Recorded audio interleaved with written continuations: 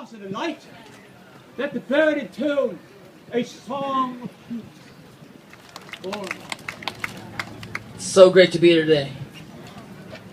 I'll just get into this. O youth, where now you stand, let the bright sheen of your grace be seen, fair hope of my fatherland. Go forth, and then the sacred fire of thy genius to the laurel may aspire, to spread around the fame and the victory acclaimed through the wider spheres of the human name. Day, oh happy day, fair Filipinas, for thy land. So bless the power today that places the way thy favor of this fortune grand. To the Philam youth, at last week's Social Good Summit, the global educator Jill Scheffler was quoted saying, 3.5 billion people are under 25. Take young people seriously.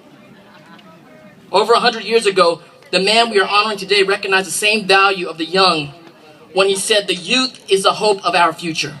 Our hero, our Bayani, Dr. Jose Rizal, has such high regard toward that he dedicated one of his poems to us, titled, To the Filipino Youth. A couple of stanzas of the poem you just heard me recite. The poem was not intended for only the youth of his time, or the generation after him.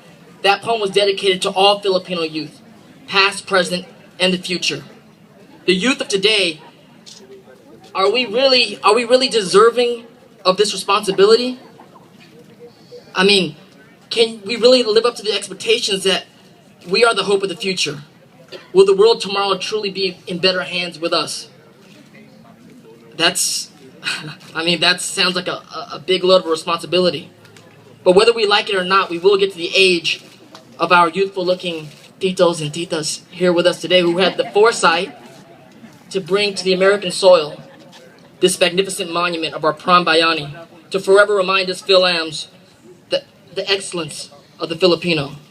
Much has been said today about our Prime Bayani, his brilliance, his fortitude, his strength of character. But what we should remember most is he epitomizes the kind of people we are, a caring and loving people. Would Rizal have died for our motherland and our people if he did not care about the oppression and the tyranny we suffered? He cared so much that in spite of knowing the risk of his life, he continued to produce his immortal writings that inspired a revolution and liberated us from the bondage of our colonizers. Let this monument then be the symbol of who we are as a people, a loving and caring people. And if there is only one thing that I hope the youth would remember after this event is over, is that our Prime Bayani truly cared. And you too can be a Bayani if you genuinely care.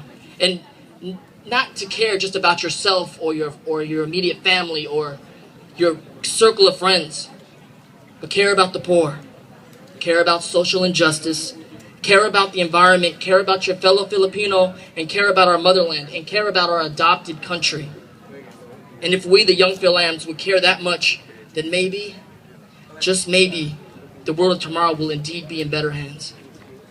So young Philams, the next time you pass Carson Street and you catch a glimpse of the monument, wave or salute to him, and just say thank you. And if you happen to be driving by with a friend and they ask you who that is, just simply say, it's Jose Rizal.